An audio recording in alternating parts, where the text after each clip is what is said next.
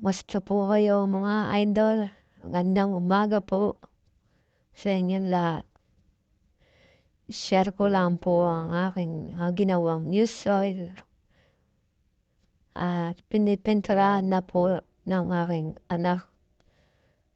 At maya po dadalhin na namin po sa paggawa ng mga news oil.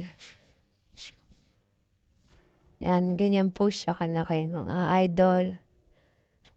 Halos 10 inches po yata ito. Laki niya.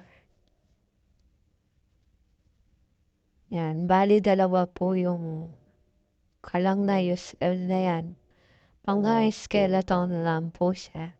Kasi ipapasok po doon sa loob ng pugon niya. Ayan po yung isang heavy duty. Mga idol.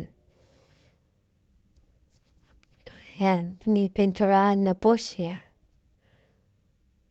Yan po ang mga itsura niya mga idol.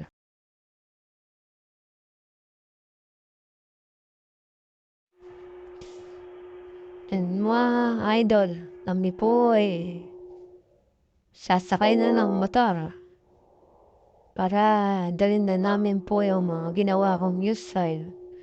Yan lang, oras na po, mga bandang hapon na po siguro mga alas 5. Mapag-set up man kami, konting oras na lang magagawa namin. Siguro mga bukas doon pa na matetesting to para malaman namin kung aapoy siya ng maganda.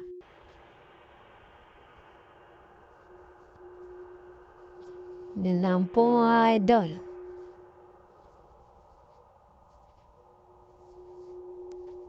Yan, pinapaandar na po yung motor. Medyo makulit-kulit si Panda rin. Ayan, nakaalis na kami mga idol. Yun po yung heavy duty sa kong ginawa. Pagka magano po.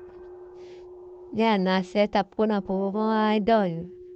Inuutas ko po yung bunganga ng pukon na yun Di po ba kasya yung kalam. Medyo pahirapan pa po.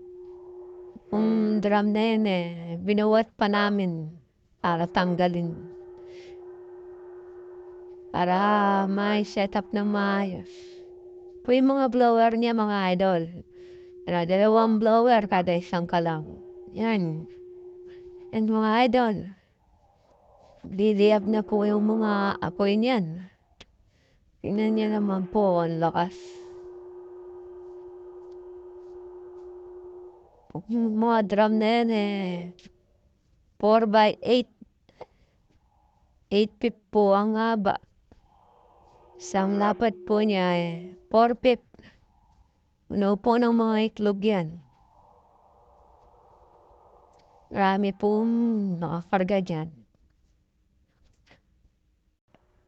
Yung mga blower niya. Yung pong idol mga kung bumuga po napakalakas. Ikaw po masyadong makakalapit yan 3 metro ang pagitan. Idol. Tignan nyo naman po ang mga itlog. Napakarami. Punong-puno po yung drum na yan. Dati po, ang ginagamit nila dyan mga kahoy. Nag-uulan. Nauubusan ng kahoy. Ngayon, nagpagawa sa si Patrick ng Yusoil. Gawa ko raw ng Yusoil. Ngayon, yun, nagkatuloy po kami gumawa ng Yusoil. Nandyan na lang po yung mga video natin mga idol. Masyado na po mahaba ang video natin. Yan lang po ang masishare ko sa